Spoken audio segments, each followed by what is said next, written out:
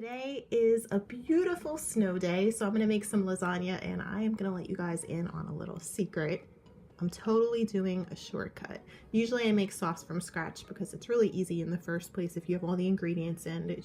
There's no point of buying it jarred. But if you want to do a shortcut, you don't have the stuff in, or you just don't have the time, don't feel like wasting all the pans and washing and stuff like that, this is the only jarred sauce you can use. If you're Italian, you're from New Jersey or New York, you probably used it before. I've been using it for years. Anytime it's on sale, I snatch it up.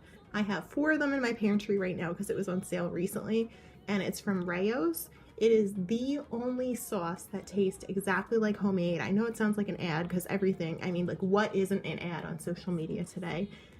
Which is crazy, but this sauce is just really delicious. I'll let you see the ingredients in here.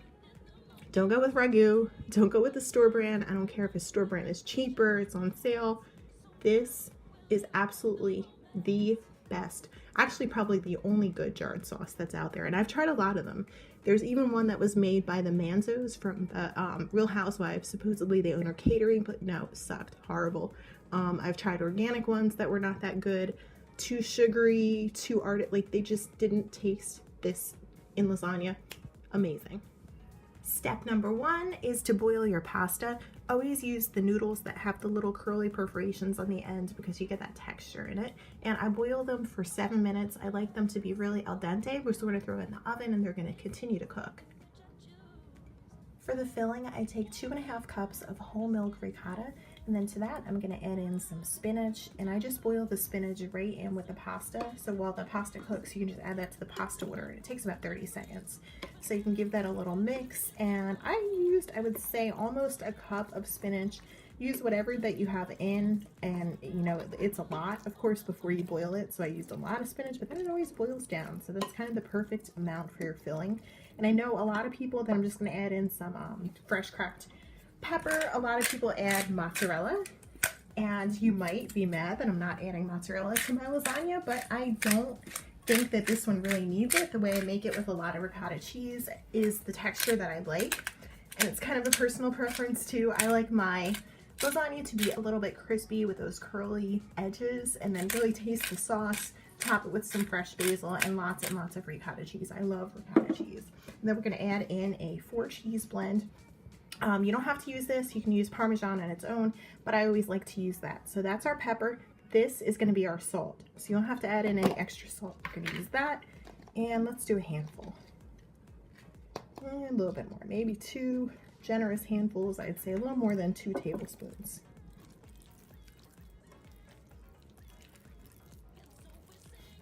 And just a little tiny amount of crushed red pepper. It's a crushed red pepper blend. I don't want to add too much, especially if kids are eating it. They'll complain it's too spicy. You don't want it to have a lot of heat. You just want to evenly distribute the flavor so you have a little pop of something in there. I did forget to mention, when you boil the pasta, just add in a little bit of olive oil so the pasta doesn't stick together. So we have it layered up here on the bottom of my dish. I've started with the Rayo's, then layered the pasta, and we could put the ricotta right on top.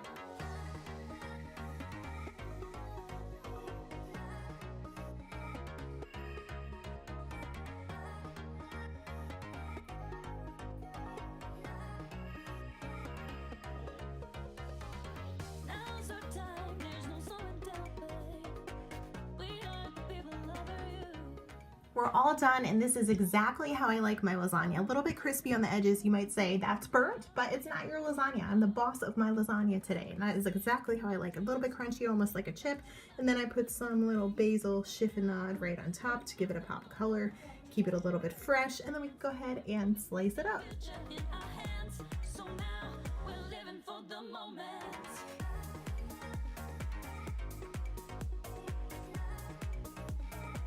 Still super cheesy, packed with flavor. I cannot wait to dig into this. You can always add a little ground beef if you want to make it a little bit heavier, some more filling, but this is perfect on its own. Oh my gosh, I'm so hungry. There's happiness on a plate. I hope you guys have a chance to make this out. I think that you can buy the Rao's sauce online. I haven't checked because I always get it in the grocery store, but if you can find it online, 100%, I would definitely go for that. It's going to make you some really good shortcut lasagna and pasta during the winter months. And this is dinner on an entirely different night. I kind of put together a bunch of different food clips of random things since I haven't uploaded a video in a while. I made roasted tomatoes with spinach, peppers, lemon, and Israeli couscous. Here's some things I just picked up at the grocery store. Brussels sprouts, that's one of my favorites, the ginger garlic. It's a really easy side dish and it's healthy.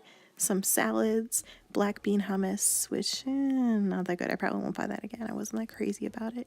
These Kind bars, which are a delicious alternative to fruit roll-ups. Those snacks, which are amazing, but they're really high in sodium, but I like them.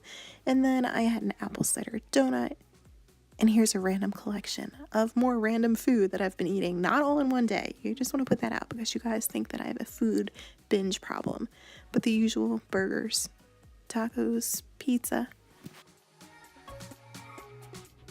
For dinner, I got a double cheeseburger with extra pickles, jalapenos, sriracha mayo, and lettuce, and it's supposed to be grilled onions, but it looks like just regular raw white onions. As you can see, I have not been eating the healthiest, so I revamped my diet and I attempted the Whole30, but I think it was a little too restrictive for me. So my thing is just my usual when I'm trying to be healthier or kind of like detox. Lots of salads, high protein, lots of vegetables and fruit. Here's my cart when I was buying healthy food. And because I was attempting the Whole30, I realized that ginger tea I actually couldn't buy because it had honey in it. And I'm like, if I can't even eat honey, that's a little bit too extra for me. That's too much. I need my honey in my tea. So at least I got a lot of salads, chia pack. And I have to point out that those purple packs you see there, they're chia seeds with pumpkin puree, vanilla, passion flower, banana. They are so delicious. I've been eating 2 of them a day. I'm not a bars person, so protein bars, not my favorite thing, but those are really good. Coconut cream and almond milk and a high brew, cold brew coffee. This is my little treat before I go and hit up the treadmill. And I'm really proud of the fact that I did this many calories on the treadmill. Woohoo! I hate any exercise that involves running. High intense like HIIT workouts where you're doing lunges and all that crazy crap. Like the worst exercise for me would probably be a CrossFit type of situation.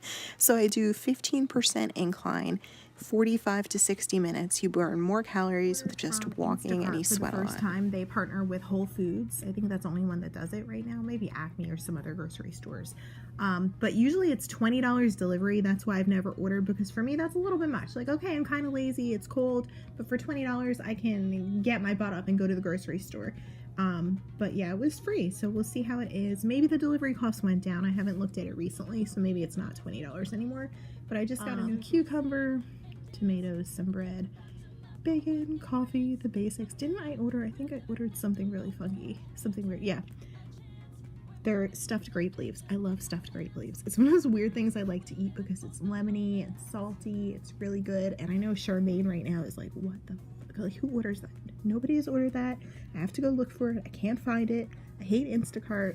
Sorry, Charmaine. If you're into essential oils, these are from Eden's Garden. You've probably seen them on Amazon before. They have the biggest variety of oils on Amazon. I bought them a bunch of times. They make body oil, so it comes in yuzu cannabis, which I'm guessing has some type of CBD in it. Does it have coconut? Yes. Cannabis oil, which is really good for stress and anxiety. That's kind of on the come up as a skincare ingredient. Lavender magnolia, lemon ginger, rose, and vanilla sandalwood. And then they also came out with a line of kids oils, which I'm really excited about this. Little bear and the bumblebees. When you open it up, they have Be Happy, Healthy Hero, Rise and Shine, Sleepyhead, Sniffles and Sneezes, and Study Buddy. And let me see what some of these have. Like this one, let's see what the ingredients are. I feel like it would have orange or something. Yep. Orange, spruce, lavender, cedarwood, pine, and silver fir. These are all kid safe and really good for immune system. Okay, is it chai latte or hot latte? A hot chai latte? Okay, medium chai latte, ma'am, not small, okay? Oh, medium? Okay, perfect. Thank you. Anything else? No, that's it. Counter. Thanks. Apparently you can't order small, so I had to get medium.